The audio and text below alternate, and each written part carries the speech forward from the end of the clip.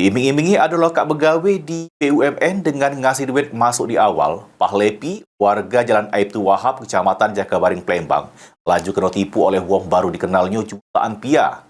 Atas kejadian tersebut, korban datangi Polrestabes Palembang, bikin laporan polisi.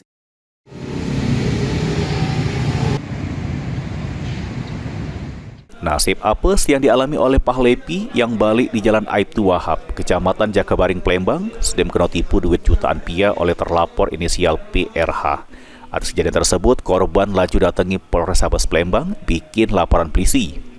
Kejadian bermula korban yang lagi nyari gawean ditawari oleh terlapor PRH untuk begawe jadi karyawan di BUMN. Cuma sebelum begawe, korban harus ngasih duit sebesar 30 juta piah biar cepat masuk begawe. Karena tak mikir panjang, korban langsung nyerah ke duit secara tunai sebesar 30 juta piah ke terlapor. Sesudah duit diterima oleh terlapor, tak taunya terlapor ngilang. Sempat dihubungi oleh korban, cuma HP terlapor tidak aktif. Atas kejadian tersebut, korban Pahlepi laju mengalami kerugian sebesar 30 juta piah. Ini gak janji kan dia bakal masuk di PT Bukit Asam. Nah, kami nunggu lama-lama.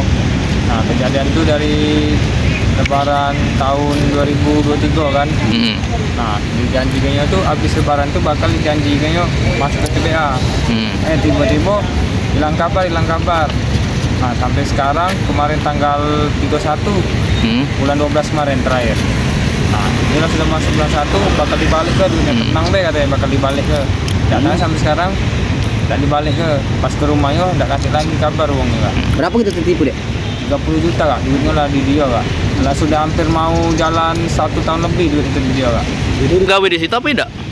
Dia tuh ini kak, katanya dia tuh banyak kenal katanya, banyak kenal uang atasan katanya kan sudah biasa masih uang. Ini laporan Pahlepi sudah diterima oleh pihak kepolisian dan bakal ditindaklanjut oleh Satreskrim Polrestabes Palembang guna pengembangan lebih lanjut. Suryadi, PAL TV.